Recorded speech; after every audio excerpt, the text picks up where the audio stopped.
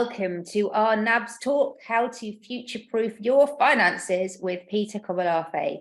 We are so pleased to have you with us here today and extremely excited to have Peter here with us to share his knowledge. Now, before I introduce Peter, let me welcome you to NABS. We are the support organisation for the advertising, marketing and media industries. We offer services including group coaching, therapy referral, NABS talks like this one, and our new financial wellbeing page. And because we're a charity, our core services are free.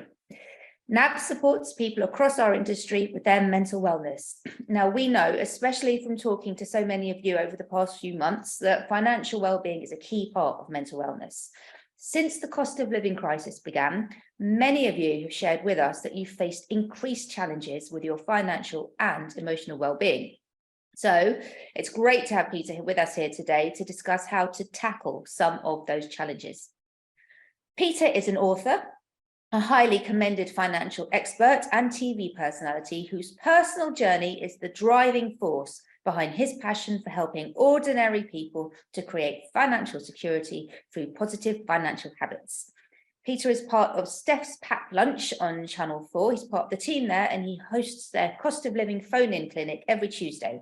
He's also a regular contributor to Lorraine on ITV.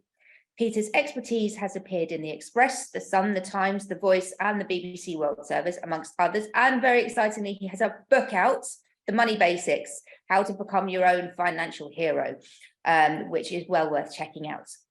Now, in today's talk, Peter's going to share some practical strategies to future-proof your finances against a recession. He's going to discuss the cost of living crisis and how to make sustainable change for the future. He's also going to reveal how to structure your finances, how to deal with debt, and how to make impactful changes that last. So basically, Peter's going to sort you out today. So we need your questions. Pop your questions in the box anytime, that chat box. We'll do our best to get them answered.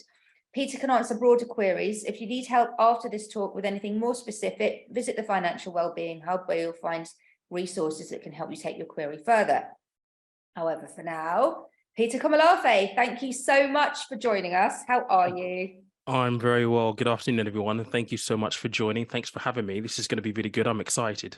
Yeah, we were just having a chat before. I'm getting straight into the matters of budget, cost of living. There's just so much going on at the moment, isn't there, to talk about? Yeah. So we'll dive straight in. I mean, the first thing to say is we're all super aware that there's a cost of living crisis. How would you describe how it's looking at the moment? We've been in it for a few months, but what's the situation now and how is it impacting on our finances now? All right. So if we have a look at the landscape right now, are we at the end of this? I don't think we are just yet. And I think to a certain extent, many people would have adjusted in some way, shape or form. But in terms of how it's impacting our finances, I think it's really good to kind of understand what's going on from a systemic point of view.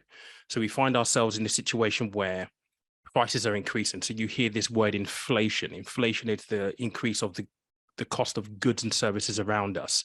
And that translates to food, it translates to energy cost, fuel cost, anything that you would basically buy or services that you would use. And what we're now seeing is that because those costs are increasing and have increased, people are feeling even more squeezed because let's face it, you probably go to work, you get paid a salary. And then when you're looking at your monthly expenses, if you had something left over, the increase in prices means that it's squeezing what you did have left over if you had anything left over. And so we're finding that people are really finding it difficult to make the adjustment in terms of how do you make that pound go that little bit further. And we're seeing rent increases, we're seeing mortgages increases as well. So it feels like it's a 360-degree squeeze from all angles at the moment. And we've got a news story today, haven't we? Inflation's up 10.3, 10.4. So is that's 10.4 coming up? Yeah. And I think for everyone who's watching this, it's important to kind of understand how this works. So inflation is, again, the cost of goods and services increasing. And what that number basically tells us is it's gone up since last month. So food has been the main driving factor in that equation. Now, when you look at the government and what the government are doing, so you look at the Bank of England, the Bank of England are in control of what they do with monetary policy. So i.e. interest rates, right? So the idea is with inflation, because the price of things go up, that's typically driven by demand. So supply versus demand. If you have a really big supply for something that is in low demand, the price goes up. And so the spending is more. And what they try to do with interest rates is they try to encourage people to spend less on things. So that drives down prices. But it feels as though we did see, a fall in that inflation number over the last 2 to 3 months. But now, out of the blue, things have gone up. And unfortunately, what that might mean is we might see interest rates go up again, which will mean that mortgages will go up, which potentially could impact rent. So it's not necessarily good news. So it'll be very, very interesting to see what happens over the next few days. So, as if we weren't worried enough, now we've got this to contend with. So before we get into the meat and the bones of how we make choices, knowing that we're going to have to spend a bit less, let's talk about the overarching mental health impact of financial worries, because mental wellness is what we do here at NABS. What's your own experience of financial worries and how they've impacted your mental wellness and how you got support? What can we all learn from that? So I think, look, there are lots of pieces of research now which highlight the fact that if you're worried about money, you're more likely to be going through anxiety, you're more likely to suffer from depression. Now, I know that all too well. And actually, in the process of writing my book, I realized that I struggled with debt for 15 years, like crippling debt for a very, very long time. And I recount it in my book, and I talk about the fact that I feel as though it robbed me of time because I stood still. I didn't want to, I just couldn't muster up the courage to deal with it head on. If I had done it earlier, I would have been further ahead in the journey. And even writing the book, one thing that I did experience back then was I was always paranoid, I always had anxiety, I always slept really, really poorly. Those are mental health issues. And what we know, according to research, and this has definitely come to the forefront through COVID and certainly through the cost of living crisis, is that when you're worried about covering your basic needs, anxiety, depression kicks in, and it does have a tangible impact on your mental health. And so when I speak to people, I always try and ask people, how are you feeling? It's really important to try and key into it. So there's lots of stuff in the workplace now that will help with, well-being, mental health, so on and so forth. I think there is often a missing step in terms of asking the question, is this tied to money? Is this tied to your financial situation?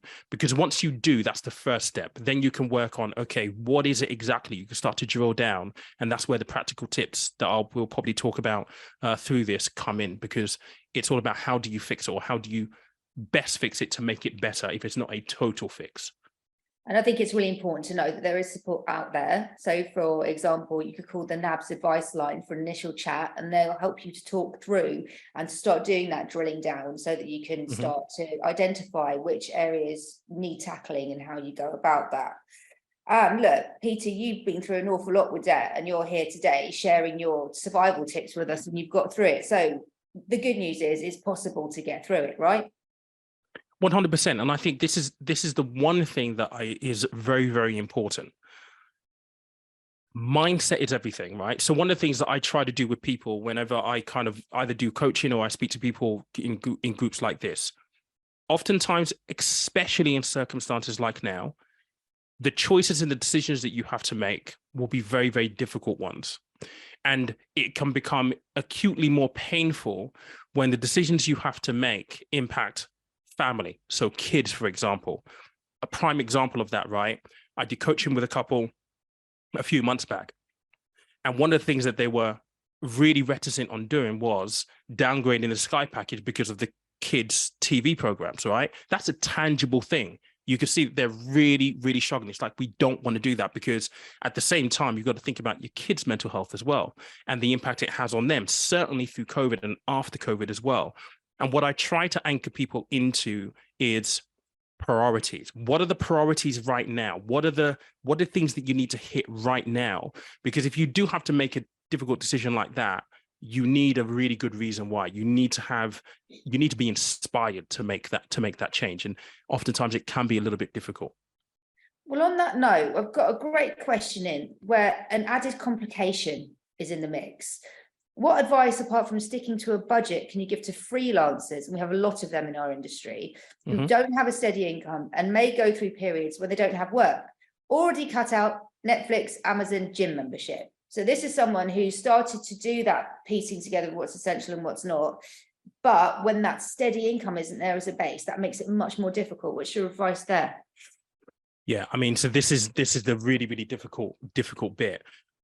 Look, there are two equations here, or there are two ways to approach this.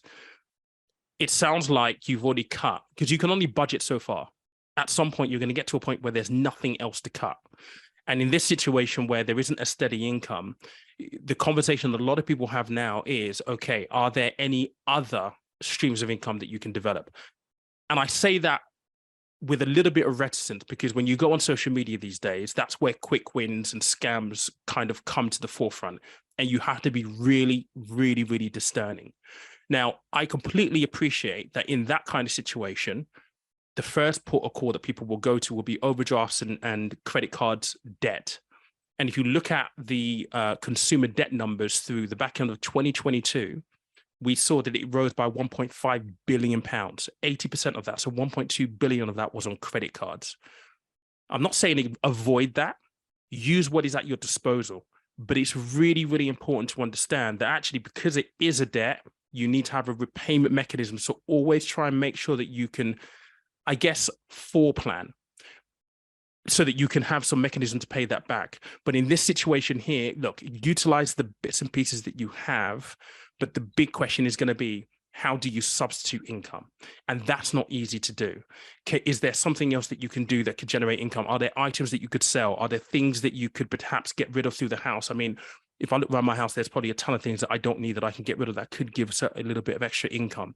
I would focus on income specifically around that. And that may be a little pull a focus away from what you do day to day as a freelancer. It might be into something else. But again, if you're looking at side hustle, just be a little bit careful on social media in terms of what comes up, because yeah, there are quite a few scams out there at the minute. Yeah, I think it's really important to be cautious, isn't it? Especially if you're feeling quite desperate, because that understandable feelings of desperation and unhappiness might lead you to not think as clearly as you might have done anyway.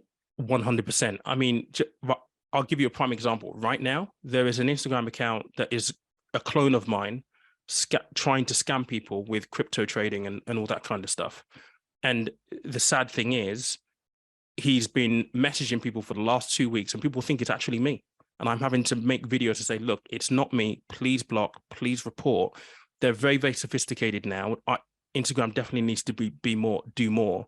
But the cautionary tale there is, please be careful. Try to think logically and pragmatically about it. If it sounds too good to be true, it probably is. Yeah. Now, on the subject of choices, on the NABS advice line, we're hearing from people who are making really serious choices. They're skipping meals. They're not heating their homes for most of the day. They're not eating so their kids can eat. And that goes well beyond any other choices that people are making, which they're really, it's life essentials at that point, isn't it? Mm-hmm. And if people are in that kind of situation, where can they get help? Look, the first thing that I would say for people in that kind of situation is, try and have a look and see what benefits are out there that you could apply for. You may have something in the NABS sort of workflow where people will be able to go through an assessment for what benefits you might be eligible for. You would not believe how much money is left on the table because people automatically assume that they don't qualify for a particular benefit when they actually do. So I think that will be the first port of call. Now, within that answer, I think there is a bigger thing to kind of address, and that's the sense of a lot of people feel ashamed and embarrassed by it. The fact that they have to apply for benefits, like I'm working, I'm in a full-time job, why I'm having to apply for benefits.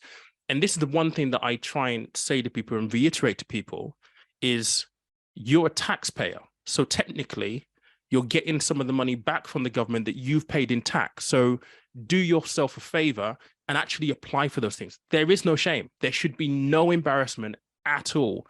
You've paid taxes for that benefit to be available.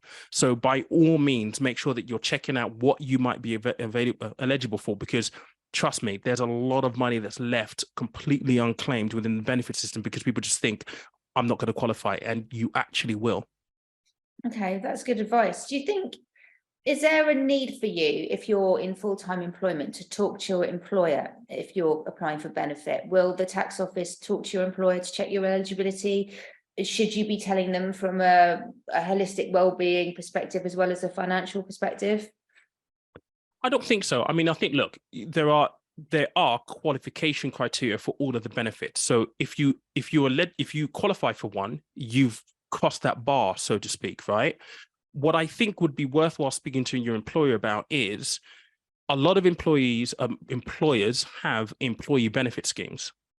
And what I found is that a lot of those employee benefit schemes aren't used optimally, which means that there'll be things that will give you discounts, things that could save you money that you probably don't know about.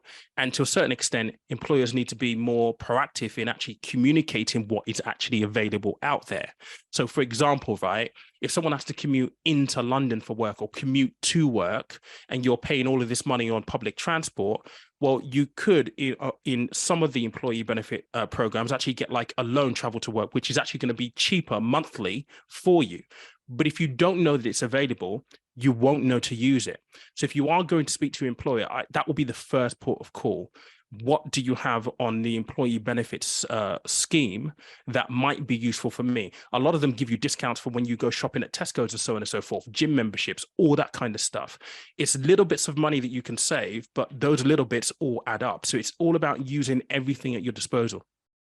Okay, so reach out maybe to your line manager or your HR department to find out what's going on there.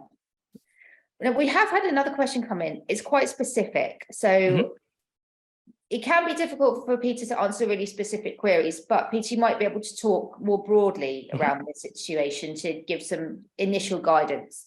Hi, Peter. Both my husband and I have received large redundancy payments in the last 5 years. We've been fortunate enough not to have to use this to cover bills. At the moment, we have 80k in premium bonds. We'd like access to the funds in case of an emergency, but should we be investing this somewhere else, or should we pay off our mortgage, around 280k mortgage on a 700k property? Thanks. So that is really specific. It is a great question, though. Okay, so look, there are lots of variables here, but let me come at it from this way. Okay, so 80,000 is a nice lump of cash. Okay, so you're talking about you want access to it for emergencies. But let's think about this logically in the real world. Are you really going to need £80,000? So when I was a financial advisor, what we would do when we calculated emergency funds is we'll look at what your monthly expenditure is. So your essential expenditure. We take that number, we times it by 6, 9, or 12. So 6 months, 9 months, 12 months. You could, in this situation where you've got £80,000, say, actually, you know what, let's have 2 years worth of those expenses available with a little bit of a cushion to account if things go up in price. So that number may be £30,000. You're going to have £50,000 left over. Now, should you invest? There are risks when you invest in the stock market. You kind of need to go through a process to understand what that risk is, what level of risk you're willing and able to take.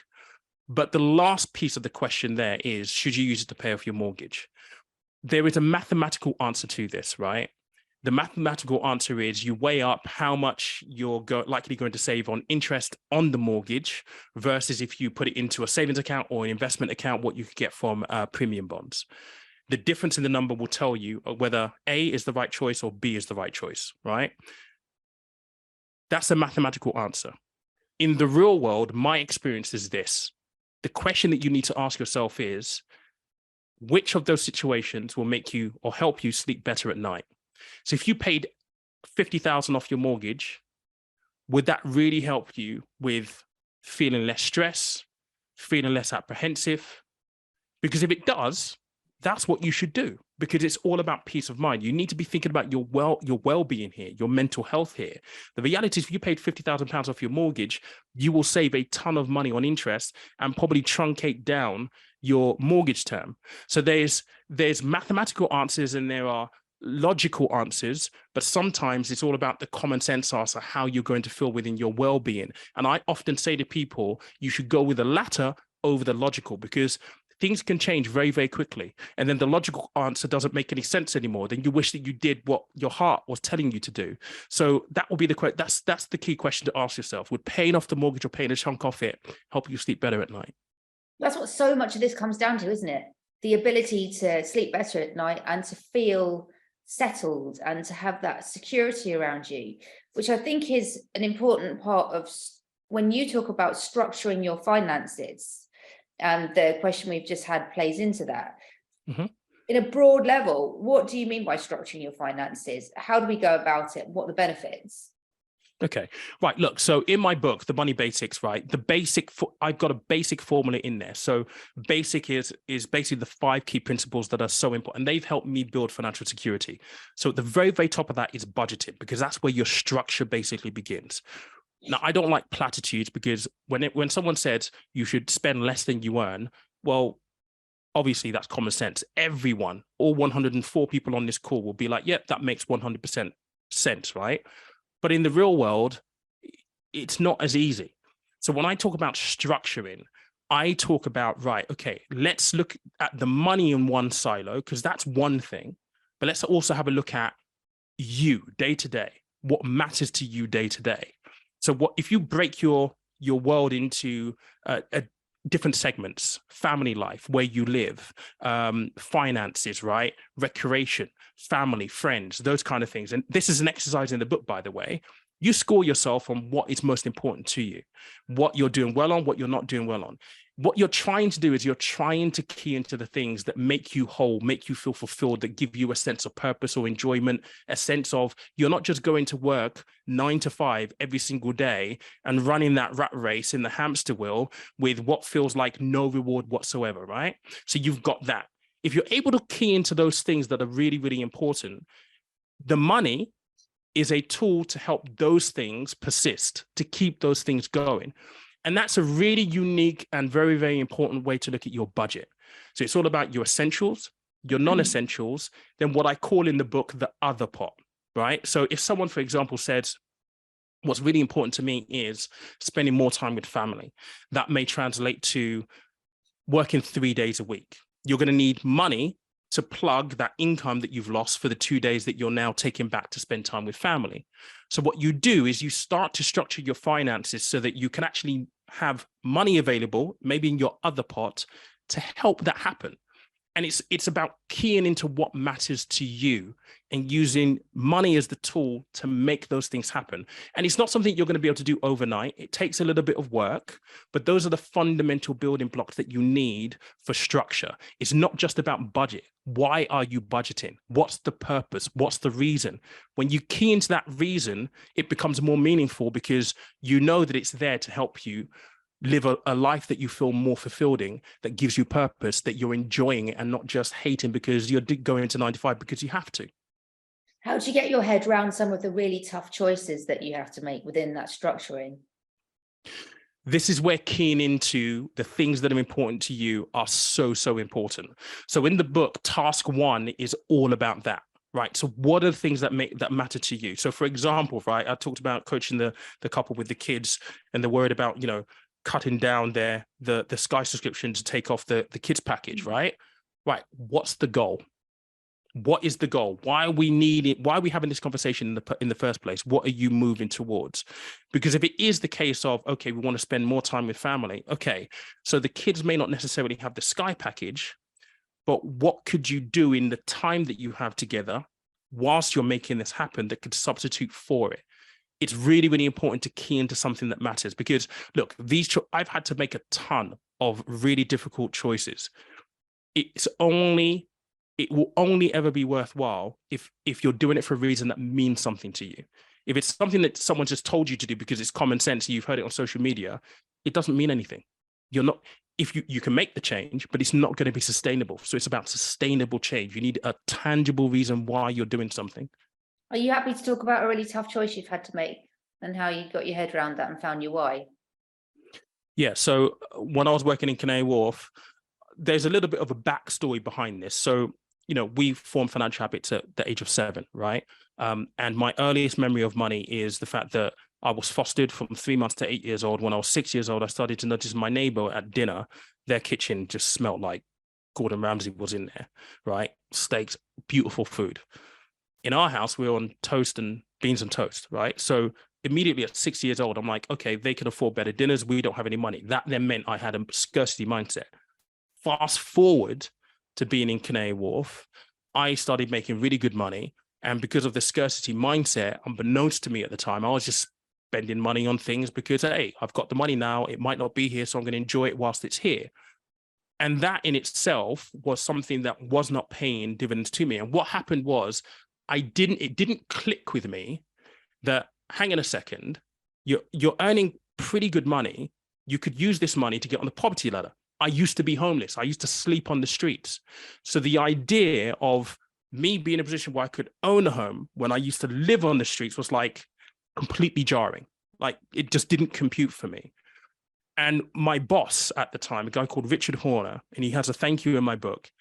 He said to me, "What is this for? Why are you here? Like this, the job was stressful enough as it was. Why are you coming here, going through all of this stress, making all this money and spending it on things?" And that was a catalyst where breaking the habit of not just spending money just crazily, it was hard because you run into autopilot. You go out with friends, you spend, you buy stuff online, you don't think about it. It's a habit that you need to break. And that was a conscious habit, a cycle that I had to break. But it only worked because it was like, hang on a second, I used to be homeless. I could get on the poverty ladder if I stopped doing this. And I think that's a really good example of mindset, why it's it's crucial, it's integral. So does this also play a factor in getting out of debts? Because obviously with you having been homeless, you'll know about having absolutely nothing. There'll be a lot of people on this call who are in debt at the moment. And we know that so many people at the moment can't make their income and their outgoings match up. So if everything's just going, and not necessarily on having fun, but it's just going on life, and you've got all of this debt building up, how do you get the money to pay off the debt? How do you get yourself out of a situation that is dire into a situation that is livable? Really good question. So look, my debt problem started when I was homeless. I started bouncing checks because I realized at the time I could go into Tesco's, pick up a basket, take the food and just write a check and they'll allow me to leave with it. And that spiraled into overdraft, credit cards, all sorts of things. We don't advise doing that, by the way. Don't do that. I mean, checks are no longer a thing now, but for me, it was a necessity. If I didn't do that, I wouldn't have been able to feed myself at the time. And so with me, I struggled with it for a very, very long time. I didn't have the courage to face it until I got to the point where I was like, okay, I want to be doing things that I'm seeing my peers do. Like I want to be able to, because what happens is when you're struggling with debt and if you don't manage it properly, it destroys your credit rating, which hampers your ability to, get a nice car for work, for example, which was my case, right? I couldn't get a nice car for work. The car that I did get was extremely expensive and it was really, really old and it wasn't even fit for purpose, right? So I started to think of it that way. But I think for people who are maybe struggling right now, who can't quite fill the gap, it's really, really important to ask for help. Now, the solutions that are there may not be tangible or palatable for everyone, but there are ways that you can manage this. Look, the first thing is obviously look at your budget, but if you've got a hole in there, well, there's only so much you can cut, as we've already discussed. So the next option will be, how can you increase your income, maybe through a side hustle or some kind? But if you're really in a position where actually that doesn't work either, this is Debt Awareness Week this week, you need to be speaking to the likes of, Step Change, for example, to figure out, okay, what other options are there out there? And there are plenty out there. There's a plethora of out there, but you need that help to help you ascertain where might be the right place to go. Definitely. And we refer quite a lot of people on the advice line onto Step Change. They are super helpful. So if you've got problems with debt, as Peter says, they're a great port of call. And can I just say, just on the debt thing, right? So one of the big things that stopped me from facing my debt head up was I felt really ashamed and embarrassed. And again, when I work with people, I'm like, why? And the common answer that I get was, I kind of should have known better. And I'm like, why? Well, I'm an adult is what I then get. And I'm like, okay, but were you taught this? So for me, I didn't know the right answers to the right questions to ask when I got offered my first credit card with a bank. I didn't understand how interest rates work. Tell me if you learned that in school, because I didn't. And most people on this call would be like, no, I didn't. So Right. how are you supposed to know any better, right? And I think there's a lot of shame, there's a lot of embarrassment and the stigma around debt. And that needs to be thrown out the window, because you cannot be expected to make the best decisions if you were never told or taught anything to enable you make the best decision in the first place. So I encourage people, don't feel embarrassed about this. There's plenty of people. I've been there. You need to think about, put one eye in the future and think about what you want to work towards as the reason why you take that first step to seek help. Definitely. Now let's go to an audience question now. And I think there'll be a few people who are in this situation. What advice would you give if your company's got a policy to go in to the office 2 days a week, but now your direct team are asking for 4 days a week, and TfL have recently increased the cost by an additional 60p?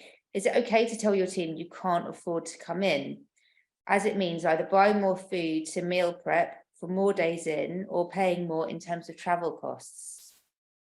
Yeah. So look, 100%, you have to speak up. So this is the thing, right? I'll say this, and I want people to kind of be aware. Employers will sometimes ask you to go beyond the pale of your role and to do things beyond your contractual obligations, because as a company, they need to be more productive. But that is a two-way street. If it's going to cost you more money, then you need to ask the question point blank, what help have you got to help me cover the additional costs? Is there a pay rise, or is there something in the employee benefit scheme that can help you cover the cost? Because you shouldn't be expected to incur additional costs if the policy is 2 days a week and they want you to come in 4 days a week. You have to have that conversation with them. And don't feel embarrassed or ashamed by doing it. You need to be bold with it. Yes, you need to do it in the right tone, in the right way, but you just need to lay out your case and say, look, if the policy is changed and I've just worked out it's going to cost me extra, can you cover this cost? In what way can we cover this cost? Because if it's a relatively large or even medium-sized company, if they cover that cost, that's a company cost. So it can offset their corporation tax. And that's a nice line to throw at them. So if you cover the cost, it might actually reduce corporation tax, so on and so forth. But you need to have that conversation for sure.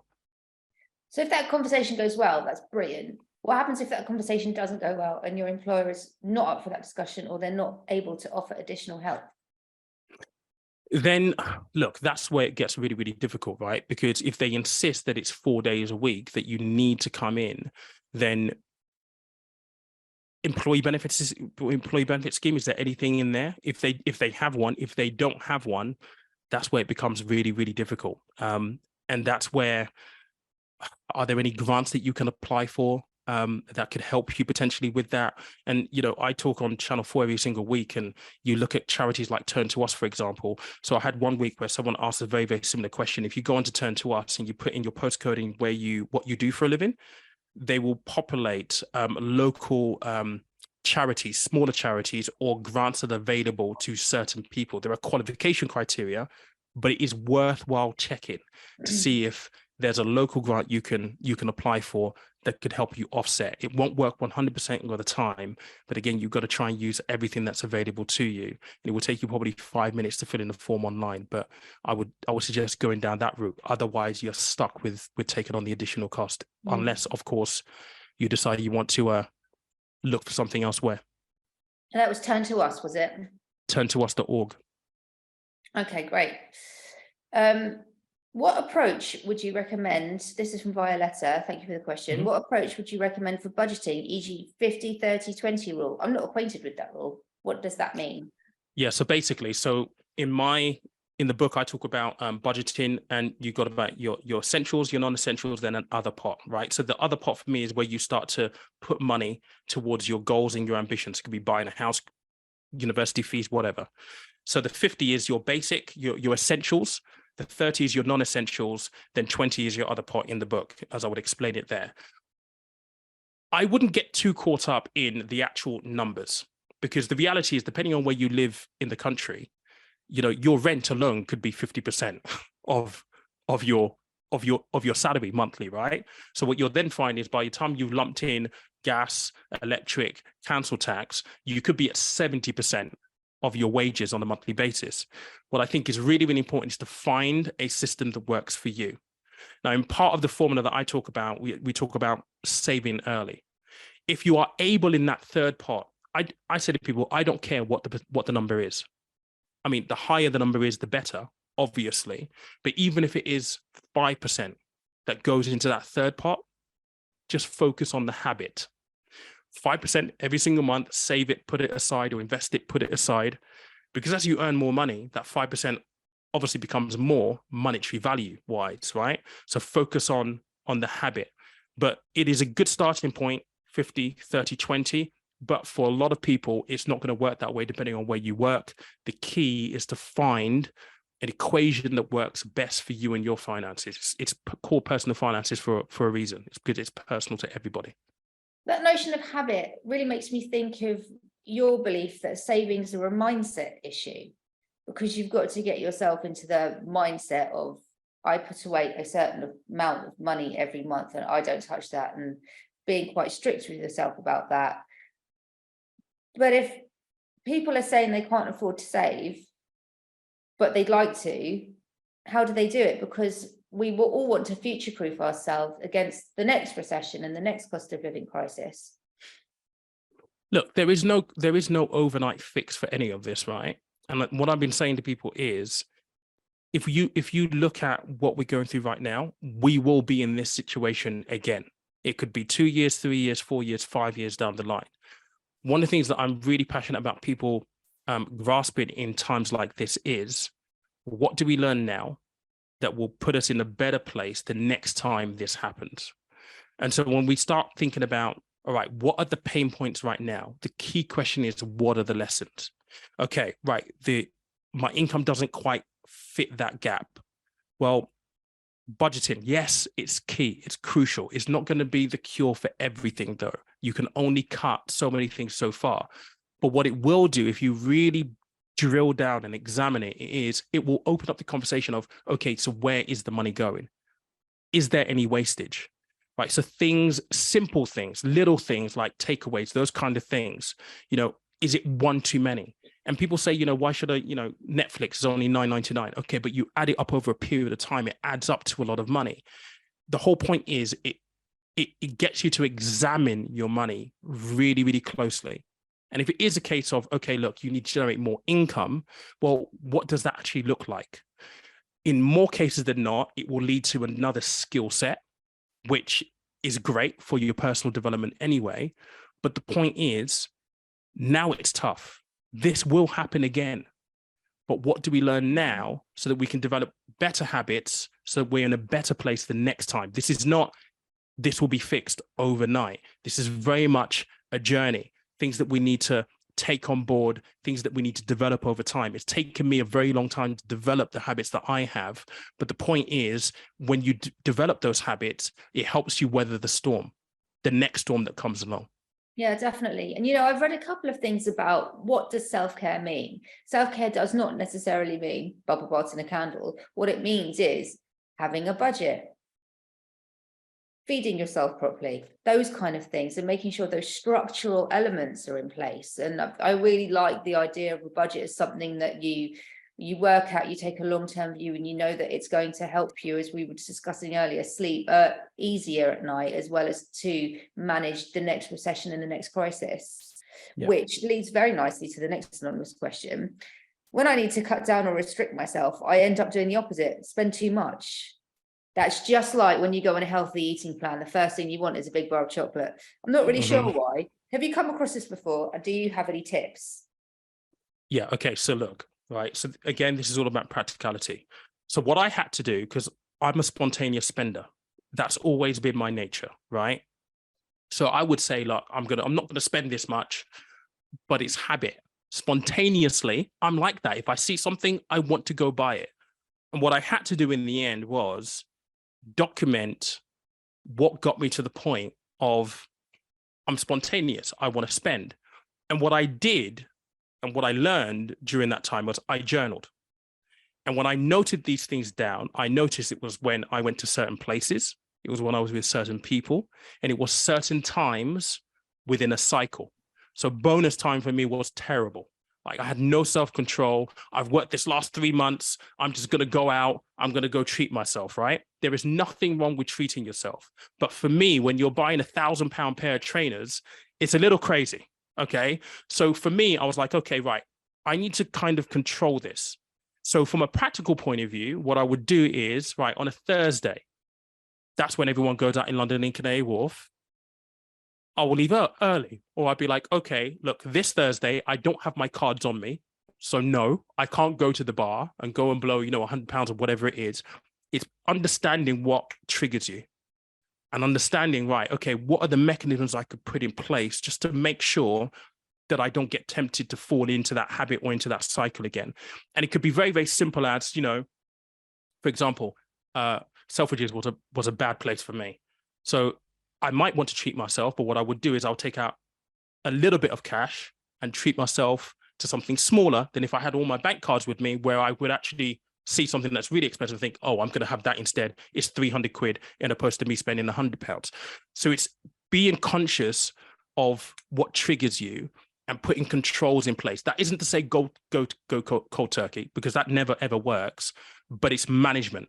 It's understanding what makes you tick and then putting management tools in place to help you restrict yourself. And you'll quickly find that you will adapt once you put them in place, because actually it's subconscious. You're still getting the kick by spending £100 as opposed to £300 or £50 as opposed to £80. You're still satisfying that itch, only the number's very, very different. That's such good advice. It's like, to use the food analogy again, because I'm obsessed by food, allowing yourself a little bit of chocolate a couple of times a week rather than a big bar of chocolate throughout the week. All at once. Yeah.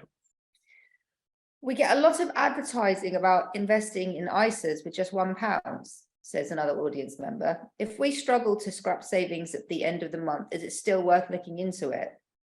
Is it worth Good opening question. with a quid? Yeah, I mean, ISAs are great. I mean, the whole point of an ISA is that it's completely tax-free. And the great thing now is you can put money into this with literally just £1. Obviously, you do have risk when you invest, so it's really important that you understand that. If you're struggling, I would concentrate on making sure that your money is as efficient as possible. But what you can do with some of these providers is, you can round up your transactions into, things like ISAs. And the roundups, they're amazing because, it's the odd 50p that was left over from a £9.50 spend. And you'll be amazed at how much that can amount to within a month. For many people, it's like 50, 60 quid, 100 quid, depending on how often you're spending, right? So all of a sudden you find actually there's this pot of money that's there. And if you put it into a cash ISA, actually that's a really, really good thing, because if it's 50 quid that you end up with at the end of the month, you can literally just take that out and use it. And that's a mechanism to make your money go a little bit further than it would have done originally. So go for it, is what you're saying there. Yeah. Excellent. Now, we have got a load of questions, and keep sending them in, everyone. Thank you so much. Before we get back to the audience questions, there's something that we wanted to explore about how different communities are affected by different kind of financial worries, and also cultural customs, and any tailored approaches that they could employ to get support. So, for example, people from the neurodivergent community might need to break down their solutions in quite a granular way in order to understand and put into action what they need to do. And then you were telling me before we had this call about Nigerian families and how culturally they move the money up the family and not down the family. So that means that if you're from a Nigerian background, then you get your salary every month and you might give some of it to your parents, rather than expecting your parents to kind of help you. So what's your advice here if you're from a particular cultural background? What's your advice for kind of getting to grips with where you're at versus where other people might be at, and how you can square that up with sorting out your finances? Okay, so let's start on neurodivergence first, right? Because interestingly, I found out 3 weeks ago or 3.5 weeks ago that I'm mildly dyslexic. And I'm mildly dyslexic in a couple of areas. So sequencing and what was it? There was a part of memory, so that I struggle with processing, right? If you do have a neurodivergent condition, it's really important to understand what your condition is and how it manifests for you. So I've got a friend, Crystal. She's got a PhD, she's got a master, she's an accountant. but she's also dyslexic. And what she found and what I've found, I've automatically done throughout my life, because I'm now 43, finding out that I'm mildly dyslexic. Although the signs have always been there, you automatically adapt. So for me, it's about taking time to process things a little bit more. So in being prepared for that additional point of time. So I think it's really important to understand how your condition manifests for you and finding that adaptation technique that you would actually need for it. By no means should you think that it is going to be a crutch to prevent you from being able to make the right decisions. You probably just need a little bit more time to be able to process things in your own way. And I think that's really, really important to understand from a neurodivergent point of view. From a cultural point of view, and I said, my parents are Nigerian, I'm Nigerian, you know, it is expected that the kids look after the parents as opposed to the other way around, right? And I think breaking away from cultural things is so hard to do. It's very, very, very, very difficult. But I think in order to instigate a change, the first thing you have to do is have conversations. And it starts with a conversation, a very uncomfortable, abrupt conversation, more than likely to start off with, but one that absolutely is necessary to be had. I know a lot of people who have cultural pressures to look after their parents, and they do, but at their own hindrance, and the fact that they can't get on the property ladder, they can't do certain things because the money is being directed elsewhere. And the conversations need to be anchored in a lot of stuff that we've already spoken about. I want to achieve this. By me doing this, is preventing me from doing this. So where's the compromise so that I can do this and this at the same time and still feel as though I'm not abandoning you? The conversation is so, so important, but very difficult to have. But again, once you have that first one, it's easy to progress through. And like so much of this stuff, it's ongoing, isn't it? And it's taking that medium to long-term view as to where you might end up with a solution. Yeah.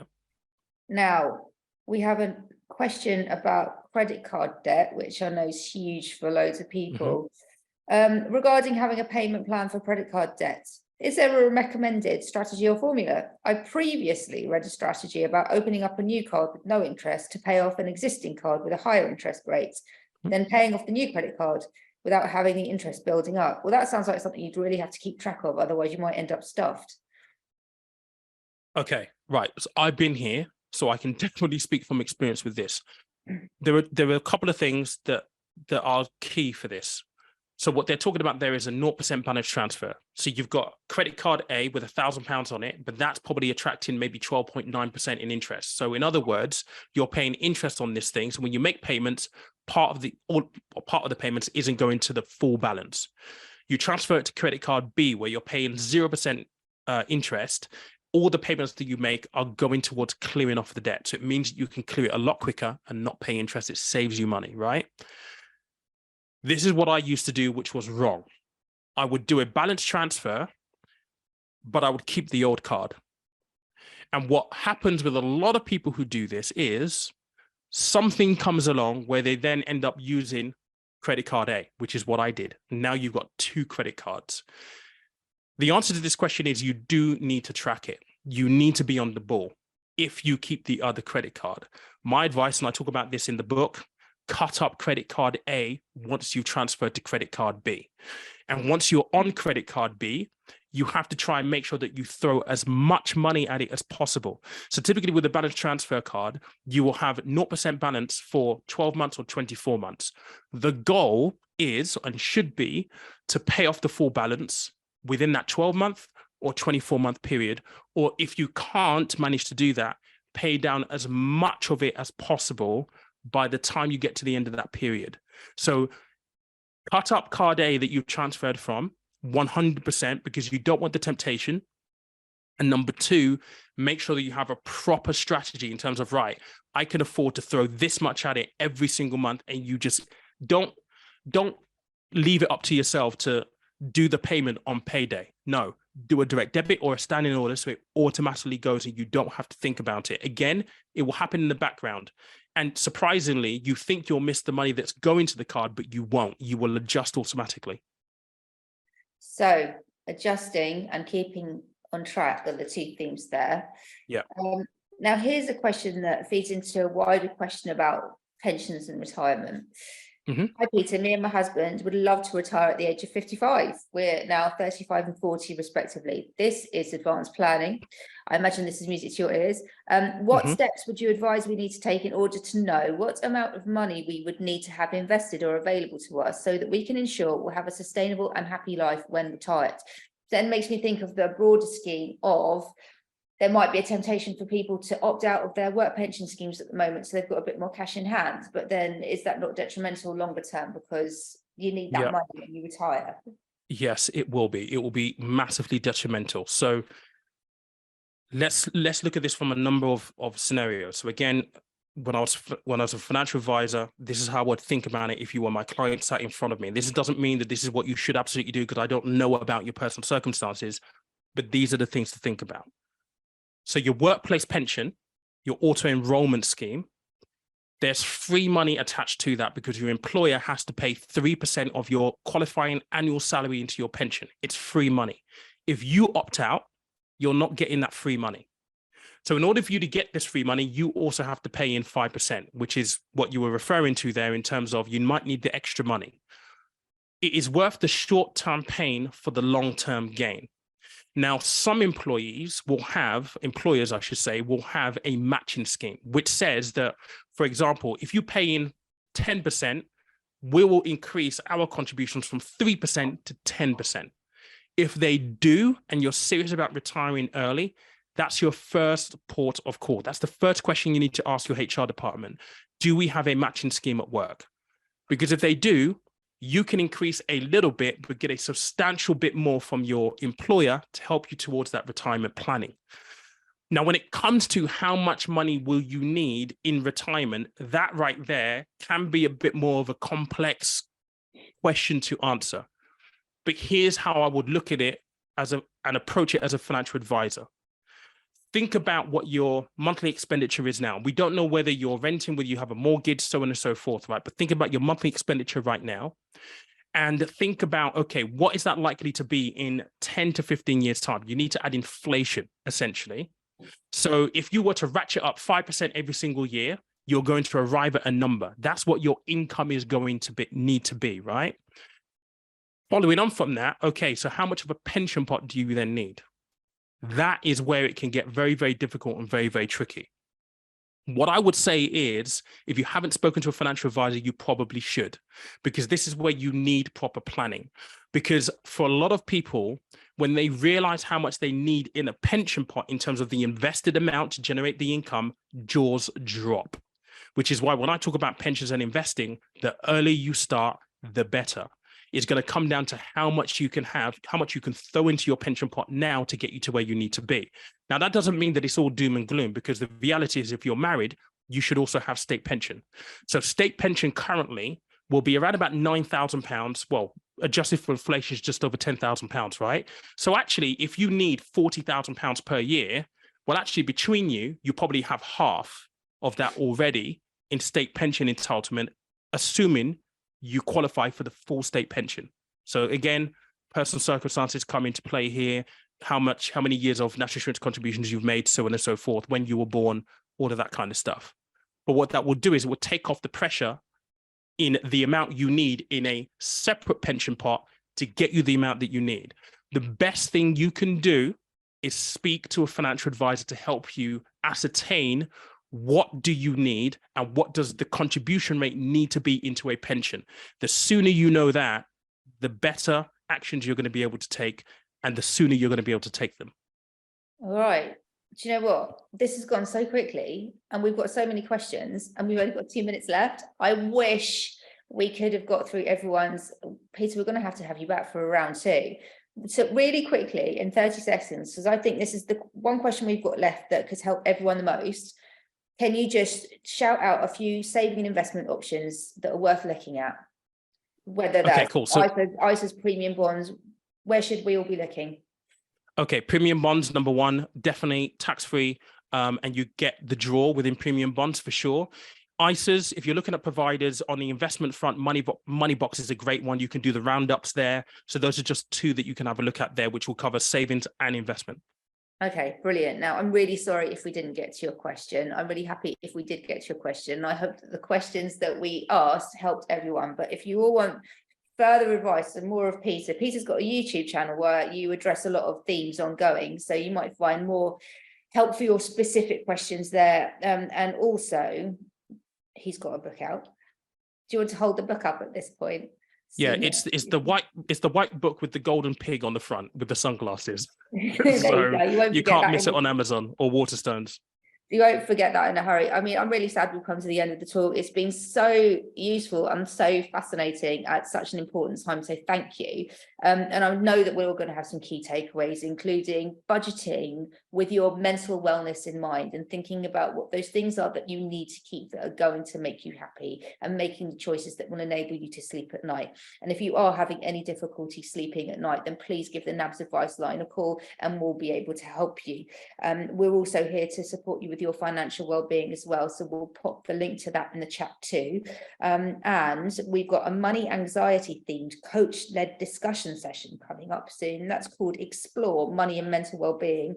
We've got 2 sessions, 12th of April, 26th of April, so sign up for those two. The links in the chat. In the meantime, I just want to thank Peter again. You are so full of knowledge. That was excellent. Thank you so much. And thank you for having me, and thank you everyone for listening. Oh, thank you. Everyone, go and check out Peter's website, peterkomolafe.com, and you'll find the link to the book, more advice, and link to his YouTube as well. We'd love to know what you thought of today's talk, so please give us your feedback. We are always looking to serve you in the best way possible. Thank you again for joining us today, Peter. Thank you all for joining us. Thank you for the questions, which were just absolutely brilliant. And see you all again soon. Goodbye. Cheers.